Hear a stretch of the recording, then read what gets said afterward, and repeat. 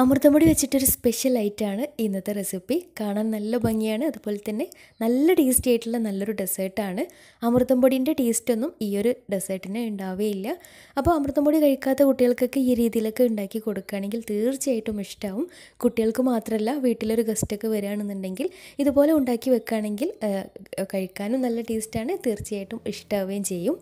പിന്നെ അമൃതം പൊടി വെച്ചിട്ട് ഒരുപാട് റെസിപ്പീസ് മുന്നേക്ക് അപ്ലോഡ് ചെയ്തിട്ടുണ്ട്. കാണാത്തവരുണ്ടെങ്കിൽ ചാനലൊന്ന് കയറിയിട്ട് കണ്ട് നോക്കുക.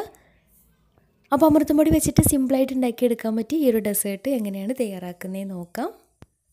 അപ്പോൾ ഈ ഒരു ഡെസേർട്ട് തയ്യാറാക്കി എടുക്കാൻ വേണ്ടിയിട്ട് ആദ്യം തന്നെ ഒരു നോൺ സ്റ്റിക്കിൻ്റെ പാൻ സ്റ്റൗവിൽ വെച്ചിട്ടുണ്ട്. എന്നിട്ട് അതിലേക്ക് 3 ടേബിൾ സ്പൂൺ അമൃതം പൊടി ചേർത്ത് കൊടുക്കാം. ലോ ഫ്ലെയിമിലിട്ടിട്ട് വേണം ഇത് വറുത്തെടുക്കാൻ വേണ്ടിയിട്ട്. ഇനി കൈ എടുക്കാതെ തന്നെ നന്നായിട്ടൊന്ന് വറുത്തെടുക്കാം.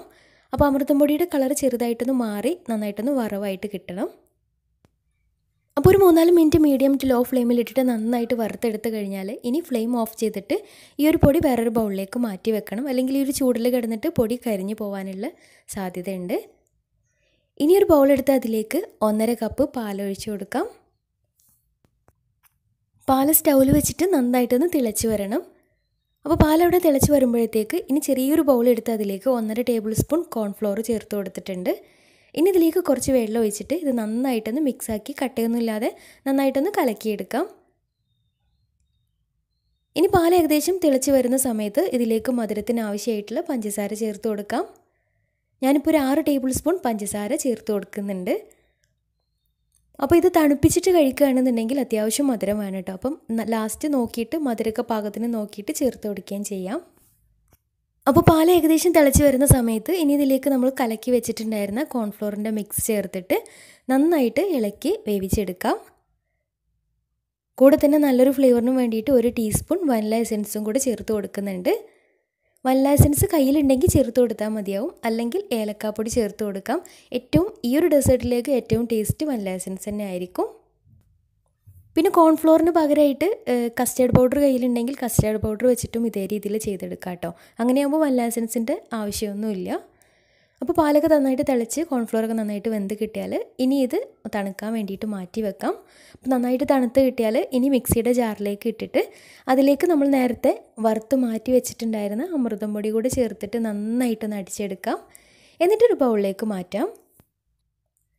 ഇനി ഇത് കുറച്ചൊരു കട്ടിക്കൊക്കെ കഴിക്കണമെന്നുണ്ടെങ്കിൽ കോൺഫ്ലോറിൻ്റെ അളവ് കുറച്ച് കൂട്ടി കൊടുക്കുകയും ചെയ്യാം കേട്ടോ. ഞാനിപ്പോൾ ചെറിയൊരു ലൂസിലായിട്ടാണ് ഇത് ഉണ്ടാക്കിയെടുത്തിട്ടുള്ളത്. ഇനി ഇതിലേക്ക് ഇടയ്ക്കൊന്ന് കടിക്കാൻ വേണ്ടിയിട്ട് കുറച്ച് സേമിയ വേവിച്ചിട്ട് ചേർത്ത് കൊടുത്തിട്ടുണ്ട്. നിർബന്ധമൊന്നുമില്ല കേട്ടോ, പക്ഷേ സേമിയയും കൂടെ ഒക്കെ ഉണ്ടാകുമ്പോൾ നല്ല ടേസ്റ്റാണ് ഇതിലേക്ക്.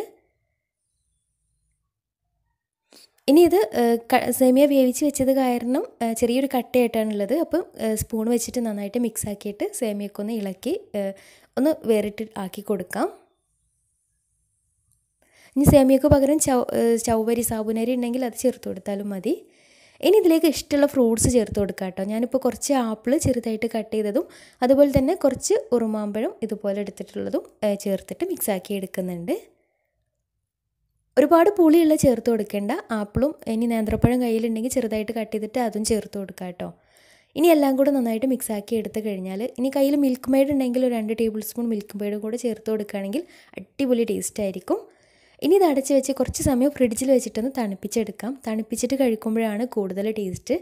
ഇങ്ങനെയും കഴിക്കാം, ചൂടാറിയിട്ട് അങ്ങനെയും കഴിക്കാം കേട്ടോ. ഇനി തണുപ്പിച്ചിട്ടാകുമ്പോൾ ഒന്നും കൂടെ നല്ല ടേസ്റ്റ് ആയിരിക്കും. കുട്ടികൾക്കൊക്കെ തീർച്ചയായിട്ടും ഇഷ്ടമാവും. അമൃതം പൊടി വെച്ചിട്ടാണ് ഈ ഒരു ഡെസേർട്ട് ഉണ്ടാക്കിയിട്ടുള്ളതെന്ന് മനസ്സിലാവുകയില്ല.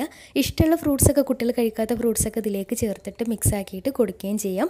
ഇനി നട്ട്സൊക്കെ കയ്യിലുണ്ടെന്നുണ്ടെങ്കിൽ അതും ചെറുതായിട്ട് ഗ്രേറ്റ് ചെയ്തിട്ട് ഇതിലേക്ക് ഇട്ട് കൊടുക്കാം. ഇടയ്ക്ക് കടിക്കുമ്പോൾ നല്ല ടേസ്റ്റി ആയിരിക്കും. അപ്പോൾ തീർച്ചയായിട്ടും ട്രൈ ചെയ്ത് നോക്കുക. ട്രൈ ചെയ്തിട്ട് നിങ്ങളുടെ ഫീഡ്ബാക്ക്സ് താഴെ കമൻറ്റ് ബോക്സിൽ അറിയിക്കാൻ മറക്കരുത്. അപ്പോൾ ഇന്നത്തെ വീഡിയോ ഇഷ്ടമായെന്ന് വിചാരിക്കുന്നു. ഇഷ്ടമെങ്കിൽ ലൈക്ക് ചെയ്യുക, ഫ്രണ്ട്സ് റിലേറ്റീവ്സിനൊക്കെ ഒന്ന് ഷെയർ ചെയ്ത് കൊടുക്കാനും മറക്കരുത്. അപ്പോൾ നല്ല അടിപൊളി വീഡിയോയുമായി വീണ്ടും വരാം. അതുവരെ ടേക്ക് കെയർ.